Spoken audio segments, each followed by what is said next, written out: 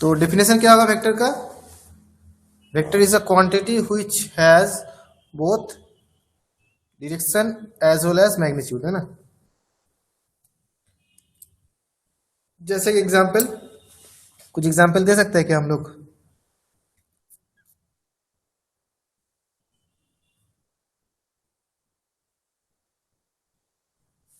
A quantity having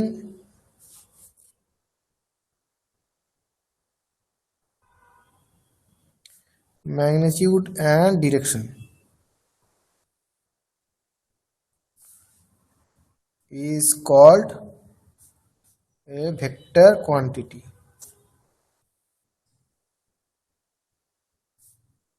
है ना। यही होता है ना डेफिनेशन वेक्टर का। दो तरह का क्वांटिटीज होता है। अब पहले ये जानना जरूरी है कि क्वांटिटीज क्या है। Quantities which is measurable is called a quantity. मतलब जिसको परिमाप किया जा सके या फिर मापा जा सके, उससे ही हम लोग क्या बोलेंगे? क्वांटिटीज बोलेंगे। अब क्वांटिटीज कितने तरीके का होता है? दो तरीके का होता है ना। एक होता है तुम्हारा वेक्टर क्वांटिटीज और एक होता है तुम्हारा स्केलर क्वांटिटी। दोनों में अंतर क्या है? दोनों में अंतर यही है, वेक्टर में उसका मैग्नीट्यूड और डायरेक्शन दोनों होता है, लेकिन स्केलर क्वांटिटीज में सिर्फ उसका मैग्नीट्यूड होता है, कोई डायरेक्शन नहीं होता है। ऐसा कुछ एग्जांपल दे सकते हैं क्या हम लोग स्केलर क्वांटिटीज का? स्केलर क्वांटिटीज का कुछ एग्जांपल, हरिनाम, Rishabh.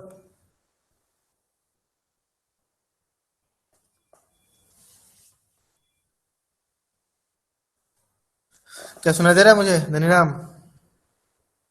Yes sir. Scalar quantities का एक एग्जांपल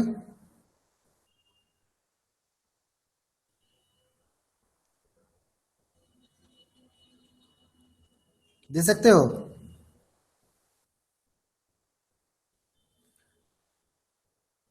स्केलर क्वांटिटीज का मतलब मैंने क्या बताया अभी? Quantity which have only direction. कोई डायरेक्शन नहीं होता है, लेकिन उसका मैग्नीट्यूड होता है। That is called scalar quantities. अब स्केलर क्वांटिटीज का एक एग्जांपल कोई बताओ, जिसको भी आता है वो बताओ, कोई एग्जांपल बोलो। मास। बोलो। Mass sir. Mass. Volume. Okay. Volume. और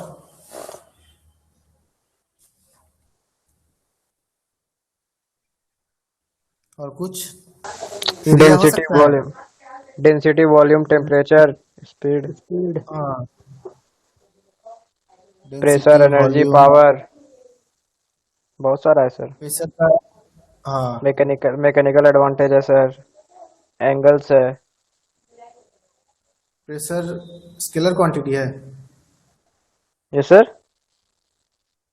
प्रेशर यस कौन सर, सा क्वांटिटी है? प्रेशर स्केलर है सर। और इलेक्ट्रिक एंड मैग्नेटिक पोटेंशियल है सर, इलेक्ट्रिकल जो रहता है सर। और कितना बताएं सर? और बाकी सारे?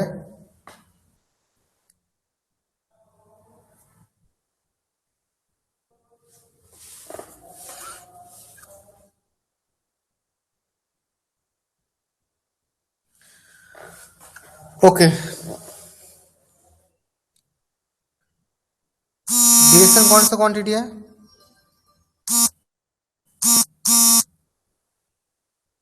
सॉरी, डायरेक्शन नहीं, डिस्टेंस। डिस्टेंस ये कौन स्केलर सा है सर, क्वांटिटी है? स्केलर है स्केलर। Scalar quantity.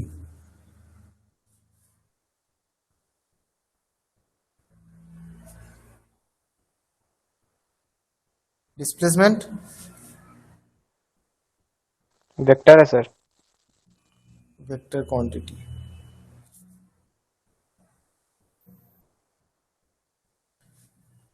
क्यों?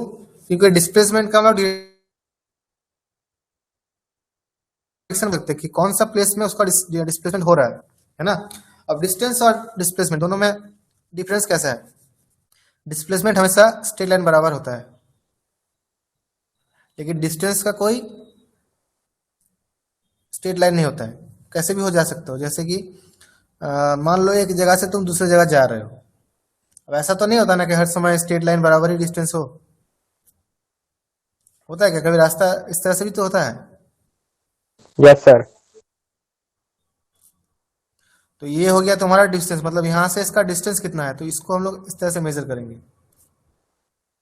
लेकिन अगर बोलेंगे कि यहां से इसका डिस्प्लेसमेंट कितना है, तो स्ट्रेट लाइन बराबर जो मूव कर रहा है एक पॉइंट से दूसरा point, this is called displacement. मतलब कितना वो अपना जगह से हट रहा है, दैट इज कॉल्ड डिस्प्लेसमेंट। मतलब द मिनिमम डिस्टेंस और the shortest distance from the starting point two the end point is called the displacement, and distance is the total path covered by a particle। मतलब कितना रास्ता वो जा रहा है, वो हो गया तुम्हारा डिस्टेंस। ओके, इसका कोई डायरेक्शन नहीं होता है, लेकिन इसका डायरेक्शन होता है ईस्ट वेस्ट नॉर्थ, कुछ भी हो इसका डायरेक्शन होता है, एक साइड से दूसरी साइड जा रहे हो। तो ये हो गया तुम्हारा वेक्टर क्वांटिटी। कौन सा? डिस्प्लेसमेंट। ये हो गया तुम्हारा वेक्टर क्वांटिटी, लेकिन डिस्टेंस हो गया तुम्हारा स्केलर क्वांटिटी। अब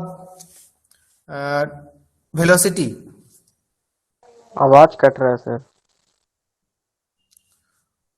कट रहा है। और स्पीड, दोनों में अंतर क्या है वेलोसिटी और स्पीड में?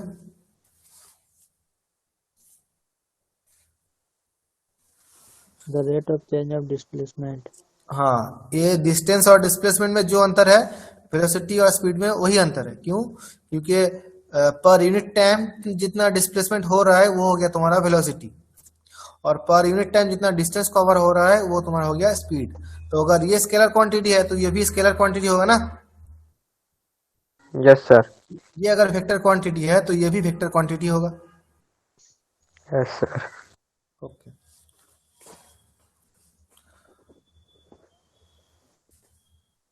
अब डिस्प्लेसमेंट को निकाला कैसे जाए?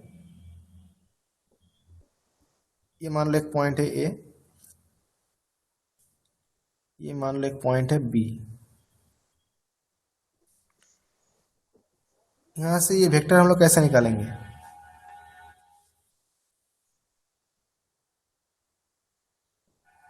ऐसे वेक्टर लिखा जाता है, सिर्फ ए बी लिखोगे तो ये हो गया तुम्हारा डिस्टेंस, लेकिन ए बी लिख के एरो डालोगे ऊपर तो ये हो गया तुम्हारा वेक्टर। ठीक है, तो ए बी वेक्टर को किस तरह से लिखा जाएगा? लिखने का तरीका कैसा होता है? किसी भी वेक्टर को अगर पहले निकालना जाए, उसको निकालने के लिए क्या करना होगा? पहले एक फिक्स्ड पॉइंट से दोनों पॉइंट का डिस्टेंस निकालना होगा। क्या करना होगा? कोई भी एक फिक्स्ड पॉइंट से दोनों का डिस्टेंस पहले निकालना होगा, या फिर वेक्टर निकालना होगा। उसके बाद ये भी वेक्टर हम लोग निकाल सकते हैं। क्यों? क्योंकि ये दोनों को अगर हम लोग मिनिमाइज करेंगे तो ए बी वेक्टर निकलेगा। ये इसको क्या बोला जाता है? Vector triangle property. क्या बोला जाता है?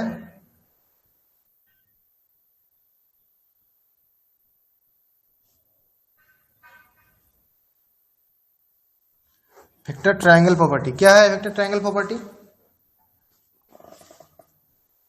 ये सब पता है?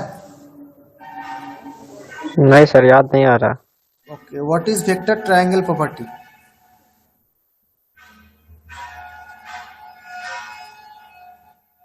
Vector triangle property is that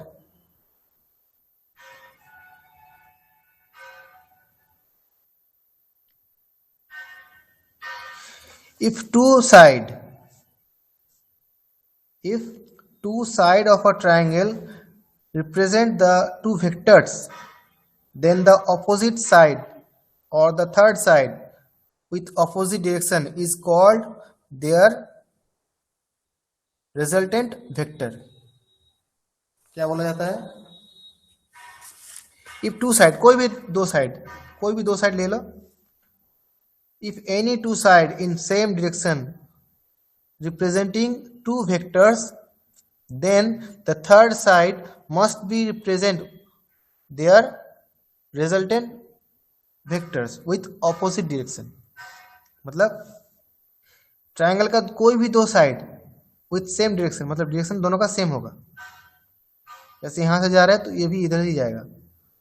अगर दो वेक्टर एक ट्रायंगल का, दो side of a triangle represent two vectors, जैसे कि ये वेक्टर है ये vector, then the third side with opposite direction, third side with opposite direction is called their resultant vector. क्या बोला जाता है? Resultant vector. रिजल्टेंट मतलब ये दोनों को बैलेंस किया जाता है, ये ट्रायंगल प्रॉपर्टी से दोनों को बैलेंस किया जाता है, इसी को बोला जाता है वेक्टर ट्रायंगल प्रॉपर्टी, है ना। क्योंकि वेक्टर का काम ही है एक दूसरे को मिनिमाइज करना। तो ये जो वेक्टर, जो फोर्स, अगर किसी पार्टिकल के ऊपर अगर फोर्स अप्लाई कर रहे हैं तो उस फोर्स को कैसे बैलेंस किया जाए?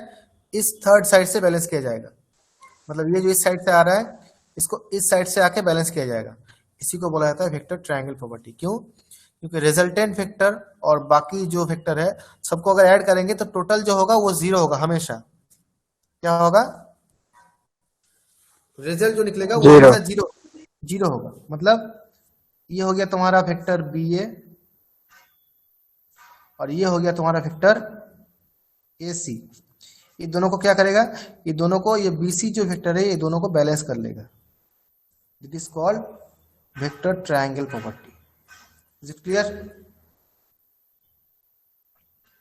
तो कोई भी वेक्टर अगर निकालने के लिए हमको क्या करना होगा? कोई भी वेक्टर निकालने के लिए पहले एक फिक्स्ड पॉइंट हम लोग को एज्यूम कर लेना होगा। जैसे कि यहाँ पर हम लोग फिक्स्ड पॉइंट एज्यूम किए हैं ओ, इसको एज्यूम करने के बाद ही हम लोग ए बी वेक्टर निकाल सकते हैं।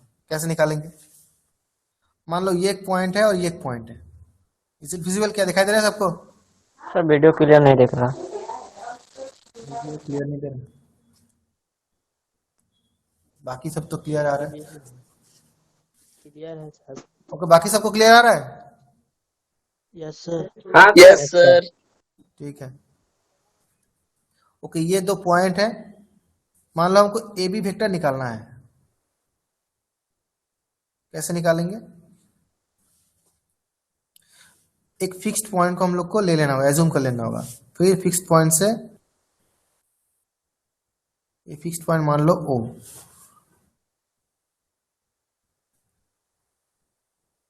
This is called the fixed point. अब यहां से ए बी, यहां से ए बी निकालना है तो ओ ए कितना होगा? ओ ए, मान लो O A is A vector, O B is B vector. Now how to find the A B vector? A B vector को कैसे निकालेंगे?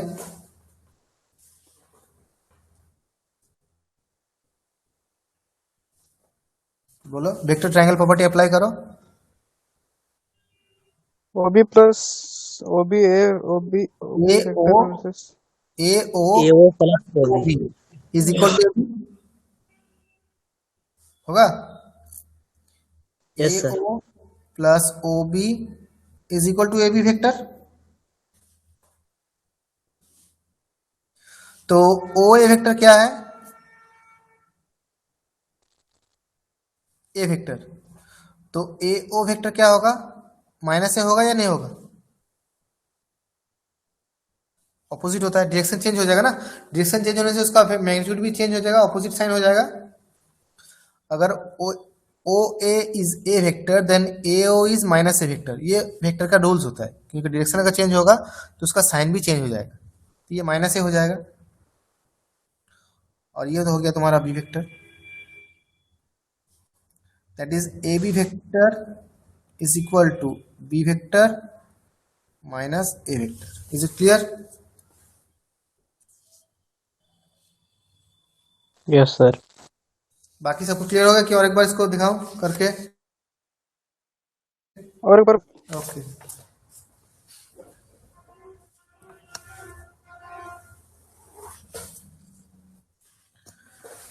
किसी भी वेक्टर को अगर निकालना है तो हमको पहले उसका रिजल्टेंट वेक्टर जो है उसको ट्रायंगल प्रॉपर्टी से अप्लाई करना होगा। जैसे कि मान लो ये हो गया तुम्हारा ए और ये हो गया तुम्हारा बी।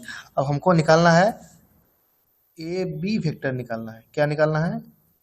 ए बी वेक्टर यहाँ से निकालना है। कैसे निकालेंगे? इसके लिए हमको क्या करना होगा, एक फिक्स्ड पॉइंट हमको एज्यूम कर लेना होगा, दैट इज ओ।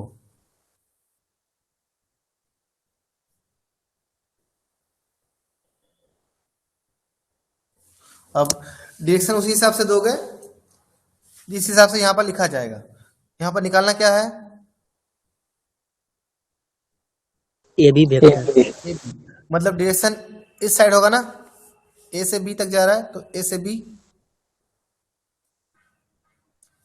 और ये हो गया तुम्हारा ओ ए, ये हो गया तुम्हारा O B. This is called A vector and this is B vector, ये given, this is given, A vector and B vector given. Now I have to find A B vector. Vector triangle property apply करो, बोलो A B equal to क्या होगा, A B equal to कितना होगा, O A, O A की A O, A O A O plus O plus B. O B, clear, A O plus O B, इसको balance balance करेगा A B vector. Sir हाँ बोलो। एओ का arrow सही है सर, जो एरो दिए हैं? नहीं, मैं वेक्टर यहां से मेजर कर रहा हूँ ना, वेक्टर का मेजर फिक्स पॉइंट्स होता है, जब डायरेक्शन चेंज करेंगे तो उसका वैल्यू भी चेंज हो जाएगा। मतलब यहां से ए ओ अगर निकालेंगे तो ये माइनस ए होगा, क्योंकि ओ ए है, अच्छा, यस सर, यस सर। ठीक है। ये डायरेक्शन सही है, लेकिन यहाँ पर इसका डायरेक्शन जैसे निकालेंगे तो ये साइन इसका चेंज हो जाएगा, यस सर। ठीक है। क्योंकि हम लोग कहीं भी अगर मूव करते हैं तो कहां से मूव करेंगे, मूव हमेशा फिक्स्ड पॉइंट से ही किया जाता है,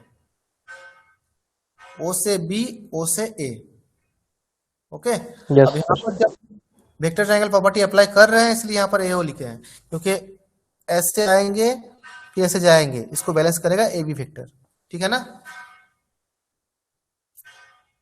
ओके, तो ये बताओ ए ओ कितना है, माइनस ए, और ओ बी वेक्टर है बी, तो ये बी माइनस ए, मतलब इनिशियल फाइनल पॉइंट का वेक्टर और इनिशियल पॉइंट का वेक्टर दोनों को अगर माइनस करेंगे तो वो ए बी वेक्टर निकल जाएगा, ठीक है। और इसको एग्जाम्पल से देखो, एक एग्जाम्पल में, ये तो मैथ कराने के लिए सिर्फ ये याद रखना जरूरी है, बाकी कुछ हमको याद नहीं रखना है। जैसे अगर ए बी अगर निकालेंगे, ए बी अगर निकालेंगे तो ए बी निकालने के लिए क्या करना होगा, बी से ए को माइनस कर देना है। उसी तरह से अगर बी ए निकालेंगे तो क्या होगा, ए से बी को माइनस कर देंगे, ठीक है। फाइनल पॉइंट से इनिशियल पॉइंट को क्या करना है, माइनस करना है, दोनों का पोजीशन वेक्टर जो है वो माइनस करना है। नाउ एक एग्जांपल में दे रहा हूं, देखो,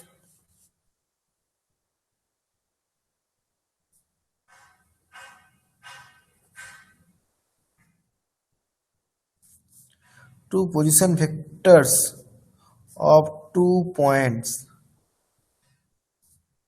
A and B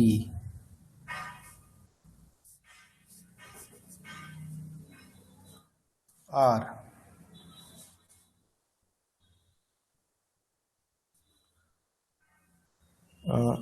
vector C and vector D. Now, what will be the AB vector? बोलो AB vector कितना होगा,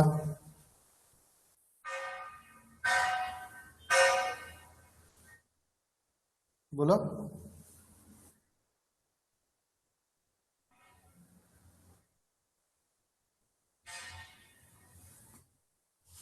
AB कितना होगा बोला, vector A minus C vector, A नहीं, वेक्टर माइनस A का पोजीशन वेक्टर है C और B का है D, तो यहाँ से फाइनल पॉइंट कौन सा है, B है, तो यानी कि D से माइनस होगा, yes sir, D D minus.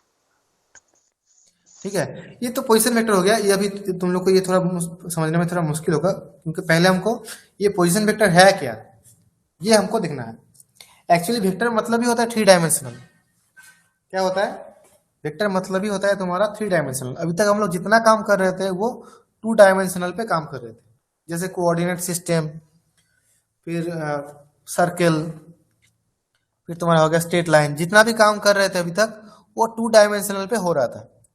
जैसे हम लोग वेक्टर पे एंटर करेंगे वो फिर थ्री डायमेंशनल हो जाएगा। तो यहाँ पर कितना एक्सिस होगा, यहाँ पर थ्री एक्सिस होगा,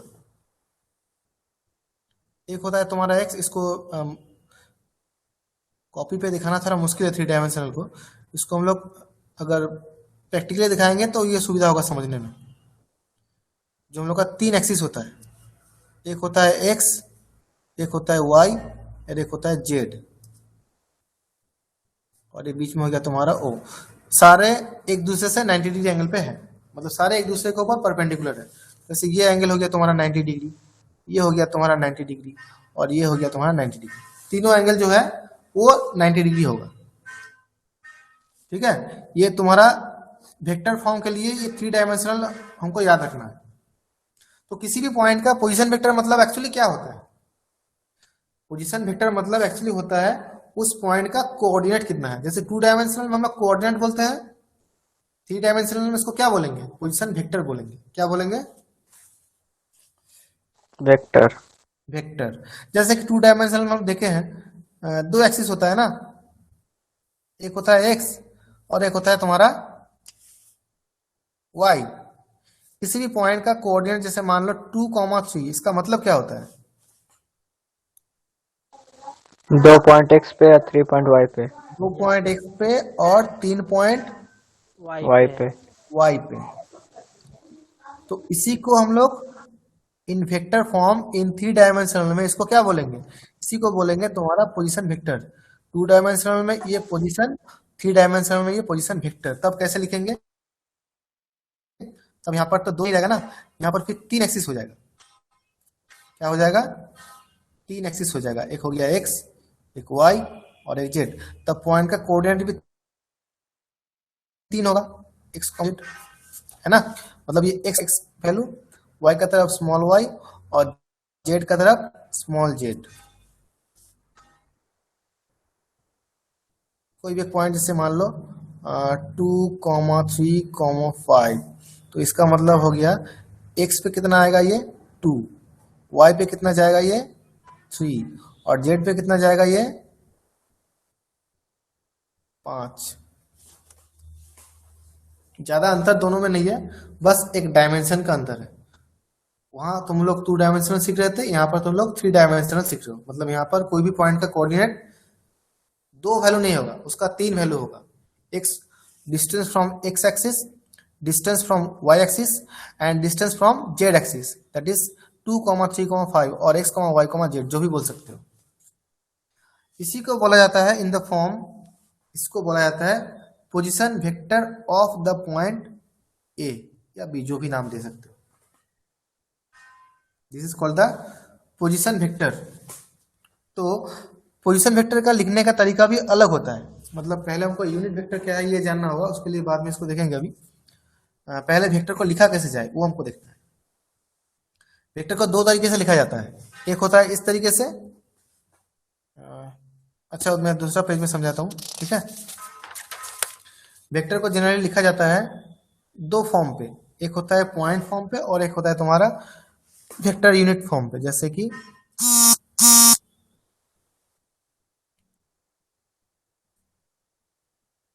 ये मान लो एक पॉइंट है,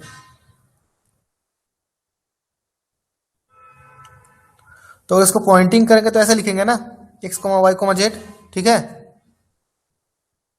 यस सर। लेकिन इसको अगर हम लोग वेक्टर फॉर्म पे लिखेंगे तो फिर कैसे लिखेंगे? 2i + 3j + 5k। और यहाँ पर i j k क्या है? i j k cap are the unit vector along x, y and z axis respectively। अब तुमको अगर ये यूनिट वेक्टर का समझना है तो पहले हमको जानना होगा इसका मल्टीपल कैसे होता है, वेक्टर का मल्टीपल कैसे होता है। जैसे नंबर का मल्टीपल तो हम लोग जानते हैं, जैसे 2 × 3, 4 × 5, ऐसे नॉर्मली हम लोग मल्टीप्लाई कर सकते हैं। कब? स्केलर मल्टीप्लिकेशन में। लेकिन वेक्टर मल्टीप्लिकेशन जब करेंगे उसका रूल थोड़ा अलग होता है ना। वेक्टर मल्टीप्लिकेशन का रूल्स जो है वो थोड़ा अलग होता है। कैसा होता है?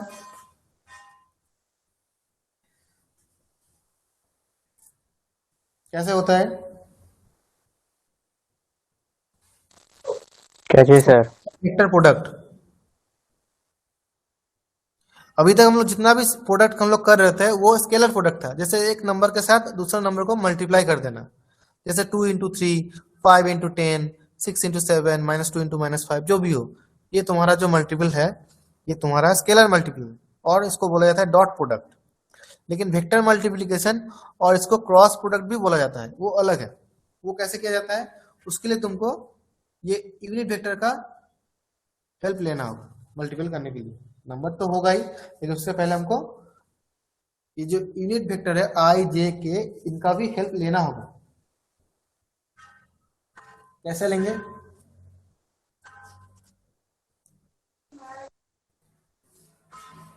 कैसे लेंगे बोलो?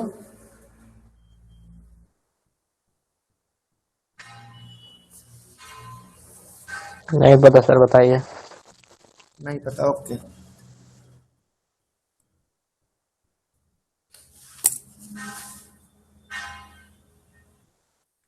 तो पहले हमको देखना है डॉट प्रोडक्ट, और इसको स्केलर प्रोडक्ट भी बोला जाता है।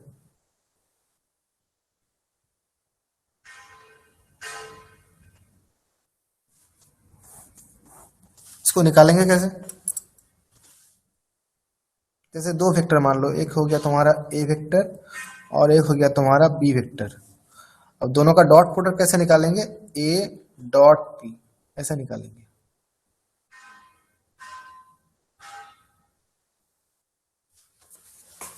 तो करते कैसे हैं?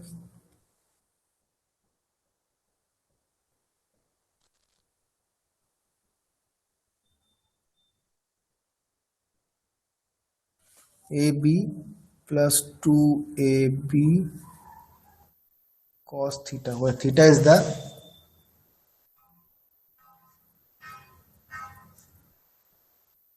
Angle between A and B. दोनों का बीच अगर एंगल है तो उसको कैसे लिखा जाता है? सॉरी, इसको A A dot B cos theta, इसको थोड़ा फ्ले ले लीजिए, देखो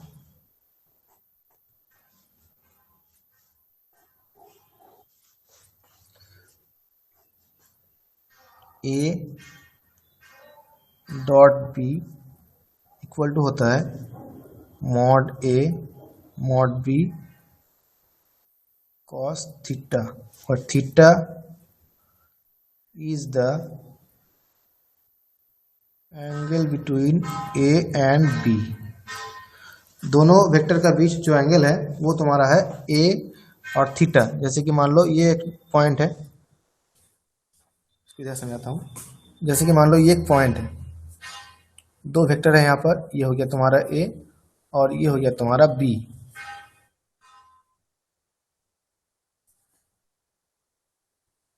अब दोनों का डॉट प्रोडक्ट अगर निकाला जाए तो कैसे निकालते हैं? Mod A mod B cos theta, where theta is the angle between A and B. ये हो गया तुम्हारा डॉट प्रोडक्ट। ठीक है, यहाँ से हम लोग एंगल भी निकाल सकते हैं, A dot B divide by mod A mod B. अब इसके लिए पहले ये जानना होगा एक्चुअली मॉड है क्या, मॉड का मतलब क्या होता है? मॉड का मतलब क्या होता है? Medium mode. सर नहीं, नेगेटिव पॉजिटिव को हमेशा पॉजिटिव अलग है। सर मॉड्यूलस वाला मॉड्यूलस सर, को हमेशा पॉजिटिव में लिखते हैं। मॉड्यूलस। बोलो। सर वैल्यू कुछ भी है उसको हमेशा पॉजिटिव में लिखते हैं। हाँ, वो जब नंबर में समझाते हैं तब, लेकिन यहाँ पर मॉडुलस का मतलब होता है मैग्नीट्यूड। मैग्नीट्यूड एक्चुअली पॉजिटिव भी होता है, इसमें तो कोई बात नहीं है, लेकिन मैग्नीट्यूड मॉडुलस का मतलब होता है मैग्नीट्यूड। इस वेक्टर का मैग्नीट्यूड कितना है, मतलब इसका वैल्यू कितना है। डायरेक्शन कुछ भी हो, डायरेक्शन कुछ भी हो, किसी तरफ जाए वो अलग है, डायरेक्शन तो हो गया अलग, लेकिन वेक्टर का एक वैल्यू तो होता है ना, एक मान तो होता है ना उसका, तो उसी को बोला जाता है तुम्हारा मॉड्यूलस। क्या बोला जाता है? मॉड्यूलस। इसको हम लोग निकालेंगे कैसे? मॉड्यूलस को हम लोग निकालेंगे कैसे? जैसे कि मान लो एक वेक्टर मैं बोल रहा हूँ, क्या दिखाई दे रहा है सबको? Yes sir. ओके, मान लो एक वेक्टर मैं लिख रहा हूँ 2i plus 3j plus 1k। इसका मॉडुलस मतलब क्या होगा? मॉडुलस मतलब root under 2 square plus 3 square plus 1 square. Is it clear? मतलब तीनों एक्सिस का बराबर जो मैग्नीट्यूड होता है उन सबका स्क्वायर करना, 2 square plus 3 square plus 1 square, that is root under 14 ना। Is it okay? अब इसको हम लोग 2 डायमेंशन में भी समझा सकते हैं, इसको हम लोग 2 डायमेंशन में भी समझा सकते हैं, क्योंकि 2 डायमेंशन भी एक डायमेंशन ही होता है ना। जैसे 3 डायमेंशनल एक डायमेंशन होता है, 2 डायमेंशनल भी एक डायमेंशन है, तो वहां पर भी इसको निकाल सकते हैं। वहां पर बस कितना एक्सिस होगा 2 डायमेंशनल में? 3 डायमेंशनल में कितना एक्सिस होता है और 2 डायमेंशनल में कितना एक्सिस होता है, बताओ? 2 में सर 2 एक्सिस, 3 में 3 एक्सिस। हाँ, तो 2 डायमेंशनल 2 एक्सिस होता है ना। तो उस तरह से जब वैल्यू हम लोग निकालते हैं, जैसे हम लोग देखे हैं, ये हम लोग पहले भी किए हैं, डिस्टेंस फ्रॉम द ओरिजिन करता है ना 2 डायमेंशनल में। ऐसे मान लो ये पॉइंट है 2 सर कॉमा, आवाज कट रहा है। हाँ बोलो। आवाज कट रहा था सर, क्या बोले नहीं सुने। अच्छा, मान लो ये पॉइंट है, ठीक है। तो ये हो गया तुम्हारा 2 और ये हो गया तुम्हारा 3, है ना। अब अगर ये बोला जाए तो इसका मैग्नीट्यूड कितना है, तो magnitude is called the distance from the origin. तो कैसे निकालेंगे? O A is equal to कैसे निकालेंगे? Root over of 2 square plus 3 square, यही होता है ना। Pythagoras theorem. Yes, yes, sir. Distance formula. हाँ, डिस्टेंस फार्मूला। अब इसी को हम लोग 3 डायमेंशनल में भी कैसे निकालेंगे? 3 डायमेंशनल में इसको ऐसे निकालेंगे। अगर 3 डायमेंशनल होता है तो कैसे निकालेंगे फिर उसको? तो 3 उसका डायमेंशन होगा, जैसे कि मान लो एक पॉइंट है ए 2,3,1। तो ये 2,3,1 इसका मतलब ही होता है 2i plus 3j plus 1k। इसका जो मीनिंग है इसका भी सेम मीनिंग है। जैसे कि यहाँ पर 2,3 है ना, तो इन वेक्टर फॉर्म इसको कैसे लिखेंगे? इन वेक्टर फॉर्म इसको ऐसे लिखेंगे 2i प्लस 3j। क्यों? क्योंकि ये x एक्सिस बराबर है और ये y एक्सिस बराबर। तो x एक्सिस बराबर यूनिट वेक्टर कितना है, i है, और y एक्सिस बराबर यूनिट वेक्टर कितना है, j है। जैसे 2i प्लस 3j। तो जो पॉइंट में लिखा जाता है उसको हम लोग वेक्टर फॉर्म में भी लिख सकते हैं, दोनों का मीनिंग सेम है, ठीक है। उसी तरह से अब 3 डायमेंशन में इसका डिस्टेंस कैसे निकालेंगे? Root under 2 square plus 3 square plus 1 square, that is root under 14, ठीक है। तो जो डिस्टेंस का फॉर्मूला हम लोग निकालना सीखे हैं वही फॉर्मूला यहाँ पर भी एप्लीकेबल है, जिसको हम लोग क्या बोल रहे हैं? जिसको हम लोग बोल रहे हैं मैग्नीट्यूड। क्या बोल रहे हैं?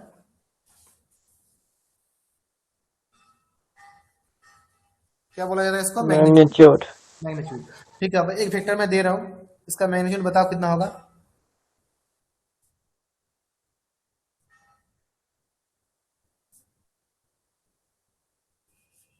मॉडुलस कितना होगा बोलो?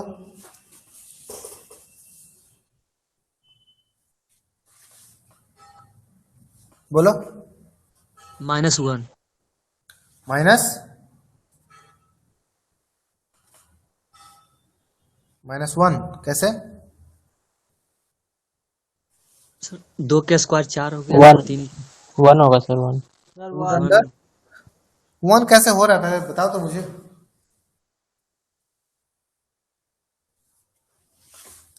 ये रूट के अंदर क्या लिखेंगे बोलो? 2 स्क्वायर 2 स्क्वायर प्लस -3 का स्क्वायर कितना होगा ये? 17 आ रहा है, 17 फिर 17 का रूट अंडर 17। ये होगा ना, यस सर। ठीक है ना। इसको बोला जाता है मैग्नीट्यूड।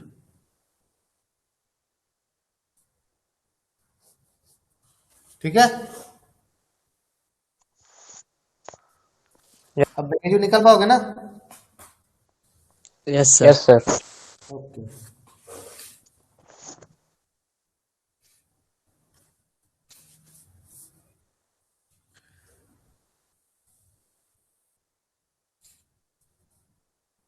अब जो बोल रहे थे डॉट प्रोडक्ट, जो बोल रहे थे अभी, A dot B is equal to mod A mod B cos theta बोल रहे थे ना। एक्चुअली ये होता कैसे है, अगर ये नॉर्मली प्रोडक्ट अगर होता तो कैसे होता? ए डॉट बी मतलब ए से बी को मल्टीप्लाई कर देना है ना। जैसे 2 और 3 दोनों को मल्टीप्लाई करेंगे तो डायरेक्ट इसको मल्टीप्लाई कर सकते हैं, लेकिन वेक्टर में इसको डायरेक्ट मल्टीप्लाई नहीं कर सकते। Mod A mod B cos theta आता है। क्यों कॉस थीटा आता है बोलो तो? एंगल रहता है सर ए और बी का। Yes, क्योंकि दोनों को बीच एंगल रहता है। तो ये अगर तुम्हारा कॉस थीटा है, सॉरी ये अगर थीटा है, ये मान लो ए है और ये अगर मान लो बी है, तो बी का क्या लेना होगा? बी का पहले इस बराबर डायरेक्शन पे जो इसका वैल्यू होगा वो पहले लेना होगा, है ना। तो वो तुम्हारा कितना होता है? वो तुम्हारा होता है मॉड बी कॉस थीटा होता है ना, मॉड बी कॉस थीटा। अब दोनों को मल्टीप्लाई करेंगे क्योंकि सेम डायरेक्शन हो गया, तो ए डॉट बी मतलब A dot mod B cos theta होता है। ठीक है, इसको निकालते कैसे हैं? ये जो मैं बोल रहा हूं ये बी है, तो इस बराबर इसका डायरेक्शन इस ए बराबर इसका जो पार्ट है वो कौन सा पार्ट है? वो तुम्हारा पार्ट जो है वो है मॉड बी कॉस थीटा। कैसे आता है ये?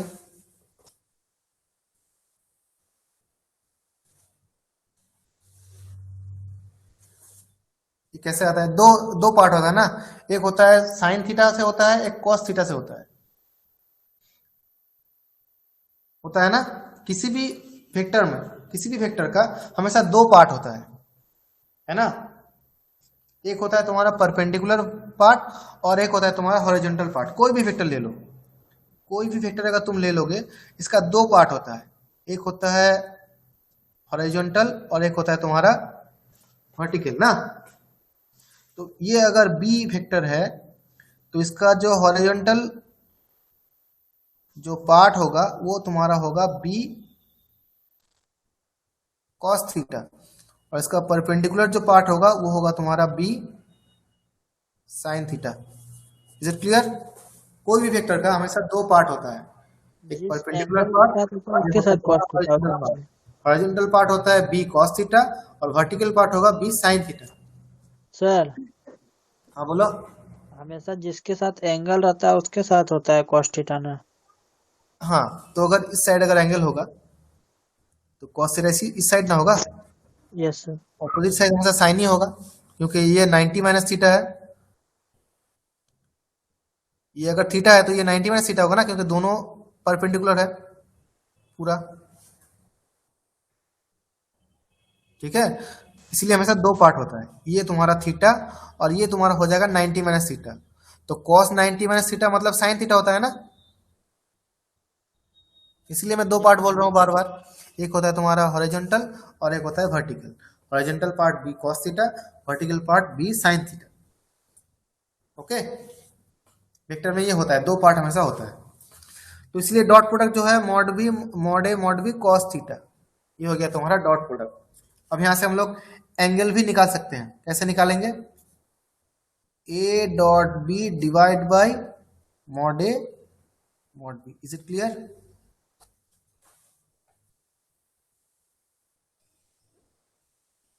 Is it clear? यहां से हम लोग यस सर। एंगल भी ऐसे निकाल सकते हैं। ठीक है, अब दो वेक्टर का डॉट प्रोडक्ट हम लोग कैसे निकालेंगे? अभी तो देख रहे थे ये मैथमेटिकल हम लोग सॉल्व कर रहे थे अभी, लेकिन जब कहीं भी अगर प्रॉब्लम तुमको सॉल्व करने बोला जाए तो फिर तुम लोग डॉट प्रोडक्ट कैसे निकालोगे? उसके लिए डॉट प्रोडक्ट तुम लोग कैसे निकालोगे? जैसे कि मान लो दो वेक्टर मैं बोल रहा हूँ यहाँ पर, एक हो गया तुम्हारा ए वेक्टर, मान लो 2i प्लस 3j माइनस के, और एक मान लो बी वेक्टर, 3i माइनस जे प्लस 5k। हम लोग a डॉट बी कैसे निकालेंगे? a डॉट बी निकालने के लिए क्या करना होगा हमको? ये जो नंबर है इसको मल्टीप्लाई करना है। क्या करना है? नंबर ऊपर को नीचे। तो हाँ, 2 into 3 plus 3 into -1 plus -1 into 5। ठीक है, डॉट प्रोडक्ट में सेम प्रोडक्ट का मल्टीप्लाई हमेशा 1 होता है और ऑपोजिट का मल्टीप्लाई 0 होता है डॉट में, और क्रॉस में ठीक उसका उल्टा होता है। क्रॉस प्रोडक्ट में इसका उल्टा होता है। मैं इसको लिख के बता दे रहा हूँ। अब इसको कर लेते हैं। तो 2 इंटू 3 दैट इज 6, 3 इंटू -1 यानी कि -3, -1 इंटू 5 यानी कि -5। सो कितना हो रहा है? -2। Is it clear? Yes sir. Okay. अब जब मैं बोल रहा था आई डॉट आई हमेशा होता है 1, यानी कि आई स्क्वायर इक्वल टू कितना होगा? 1। सेम उसी तरह से के स्क्वायर इक्वल टू 1 होता है और जे स्क्वायर इक्वल टू 1 होता है। ये होता है तुम्हारा डॉट प्रोडक्ट में। डॉट प्रोडक्ट हमेशा सिमिलर यूनिट वेक्टर का अंदर ही किया जाता है। मतलब आई का साथ आई का होगा, जे का साथ जे का और के का साथ के का। ऑपोजिट होगा तो वो सारे जीरो होते हैं, वो सारे जीरो होते हैं। और सेम मल्टीप्लाई करेगा तो वो 1 होता है। क्रॉस प्रोडक्ट में ठीक इसका उल्टा होता है। क्रॉस प्रोडक्ट में सेम वेक्टर के अंदर जो क्रॉस मल्टीप्लाई होता है वो 0 होता है, और ऑपोजिट का जो होता है वो तीसरा होता है।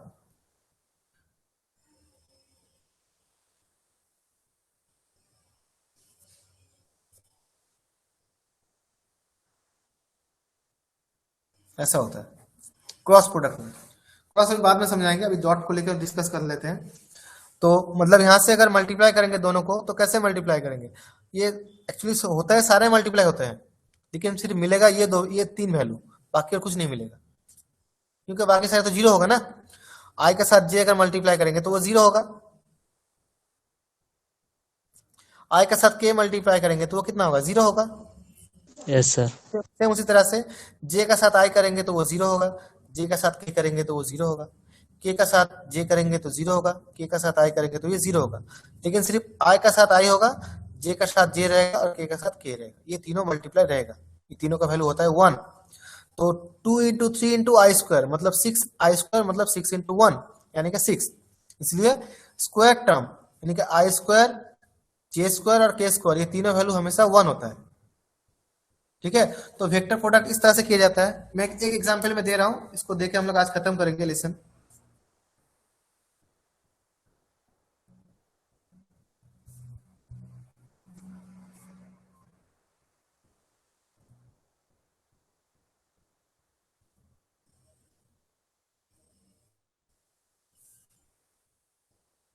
बोलो यहां से ए डॉट बी कितना होगा? A equal to -2i plus j and B equal to -2j plus k. यहां से ए डॉट बी कैसे निकालूं?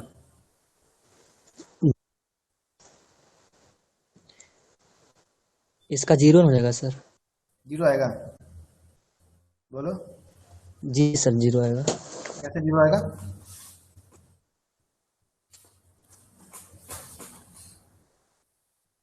सर यहाँ आई के साथ तो आई मल्टीप्लाई नहीं कर सकते क्योंकि यहाँ पर आई है नहीं। यस सर, आई के साथ के कर देंगे और जे के साथ जे। तुम किसी के साथ भी करो, सारे तो 0 आएगा ना। लेकिन ये जे का साथ ये जे तो मल्टीप्लाई कर सकते हैं ना, यस सर, पर इसमें 0 तो नहीं आएगा। तो -2 होगा ना, यस सर। क्योंकि बाकी सारे करोगे तो वो 0 आएगा। सिर्फ ये और ये मल्टीप्लाई रहेगा, that is -2। Okay, yes sir. Is it clear? Yes sir, clear. Okay, ठीक है, चलो इसका बाकी डिस्कशन हम लोग नेक्स्ट क्लास में करेंगे।